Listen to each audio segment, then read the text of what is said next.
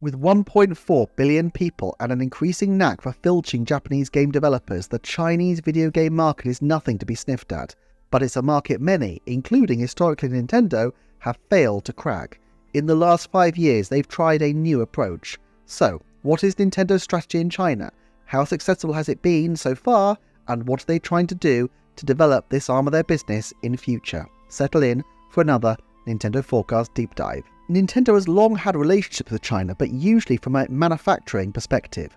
However, with the move of manufacturing for the Nintendo Switch primarily to Vietnam and Taiwan in response to rising Chinese labour costs, the focus of Nintendo's relationship with China has increasingly been whether or not China can be made into a new market for their products.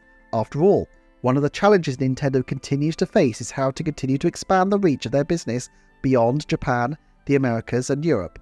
China is not their only strategy, and they did not seem to consider China a reliable factor in their growth. Indeed, in 2019, they didn't even count Chinese sales into their fiscal forecasts, even as they were planning to launch a system in the country. Historically, Nintendo tried to promote its consoles through regional subsidiary iQue. However, in 2019, Shuntaro Furukawa admitted that, in his words, "We cannot say that these were a great success."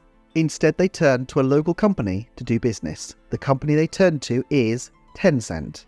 As he explained, Tencent holds one of the largest positions in China's network communication and game marketplace, which we think will allow us to maximize the expansion of our business there.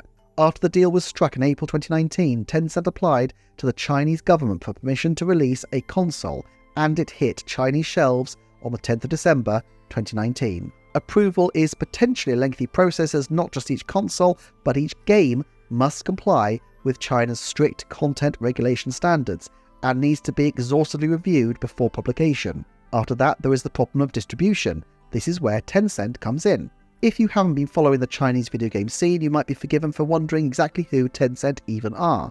They received some buzz for developing Pokemon Unite for the Pokemon Company, and even managed to get it released in China in 2023. However, the company is the world's largest video game company by a large distance and has incredible control, particularly in China, over the video game scene. With stakes in World of Warcraft, Fortnite, League of Legends and PUBG, they are certainly giants in the playground, but Riot Games and Epic Games have both had the United States Committee on Foreign Investment requesting information about how customer data is kept because of their relationship with Tencent. It has also been accused of plagiarism and was an early adopter of microtransactions, with some of its games accused of being play to win. Moreover, as a Chinese company, Tencent must follow the rules for online communication that the central government rigidly enforces. Indeed, the maximum possible fine was imposed on Tencent by the government in 2017 for failure to effectively police censoring, and restrictions on video game licenses were tightened still further in 2018. Look, this might not be an ideal financial bedfellow for Nintendo, but in the world of China, this may be the only game in town. So, how is the deal actually working out for Nintendo? It's difficult to say too precisely, and Nintendo hasn't released specific numbers. The only surefire update I can identify is from Reuters, which confirmed in January 2021 that Nintendo had shipped 1 million Switches in the 13 months since launch. This included 13 games, starting with New Super Mario Bros. U Deluxe, and followed up in the next few months with Mario Kart 8 Deluxe and Super Mario Odyssey. However, classics like The Legend of Zelda Breath of the Wild and Animal Crossing New Horizons had not yet been greenlit. Disproportionately, they focused their releases on Mario titles, with spin-offs like Yoshi's Crafted World and Mario + Rabbids Kingdom Battle getting Chinese ports. However, Nintendo's own sales breakdown covers Japan, the Americas, Europe and other, and Shuntaro Furukawa indicated that the other section included the Chinese sales. Therefore, we should be able to compare pre- and post-2019 figures to get an estimate of what China was making for Nintendo. This does show an increase over the period. However, Nintendo's sales in all regions increased, so this may not be helpful as a metric. Therefore, let's look at the ratio of Japanese to other territories' sales over the period. Here we can see that the proportions do shift briefly. In 2019, the share of other sales in a combined Japanese and other metric is 27.6%. In 2020, it increases to a mere 27.8%, but in 2021 it reaches 32.2%, climbs further to 32.8% in 2022, before dropping back down to 27.7% in 2023. Is this the China effect in action then? I'm not so sure. For one thing, the Switch was launched in China in December 2019. Surely then you would have expected a significant number of early adopters to swell sales, but there is no statistically significant bump from the 4 months to the year ending March 2020. Now, it's true that the 2020 to 2022 period saw greater than usual sales, but this is also a period where sales surged globally.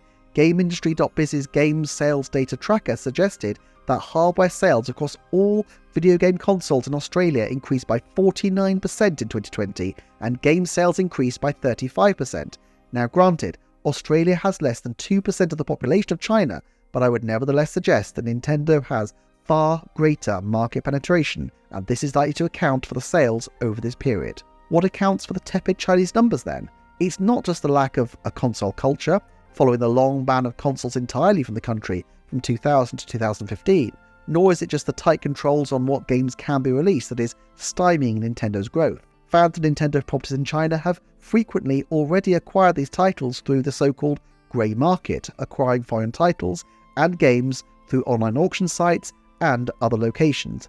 This has benefits such as more easily bypassing region locking. Although Tencent Switches can access foreign eShops, they are region locked for cartridges.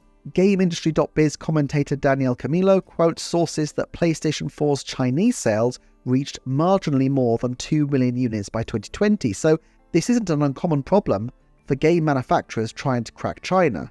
And he also points out that the Tencent Switch launch can generally be seen as a failure for the reason that Chinese consumers were given little reason to favour the official offering over their more fully featured grey market offerings. And of course, things only took a turn for the worse in 2021 when China banned people from playing for more than an hour on certain days and suspended new gaming licenses from being issued for 8 months. This caused Chinese developers to shift towards overseas games, with the Chinese video game industry expected, according to a report from China Briefing, to grow from 66.13 billion in 2024 to 95.51 billion in 2029. However, much of the surge internally derives from the increased popularity of esports, and this doesn't help Tencent necessarily, with reporter Daniel Ahmed pointing out that Splatoon 3 had a big impact in China, and yet it hadn't actually launched there.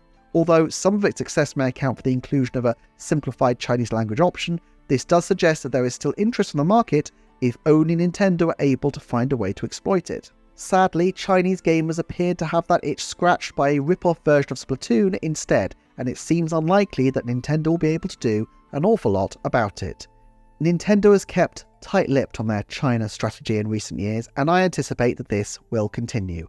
After all, while the Chinese market is a large one, it does not appear to be one that is enormously receptive to their overtures, and with the Middle East, India and South America as potential markets to expand into, it may not be a priority for them in the short term. Shout out to Jordan White 352 for suggesting I look into Nintendo's deal with Tencent. If there is a particular video you'd like to see, then please let me know in the comments. Thank you for watching to the end, and please check out these videos and playlists on screen for more Nintendo forecasting.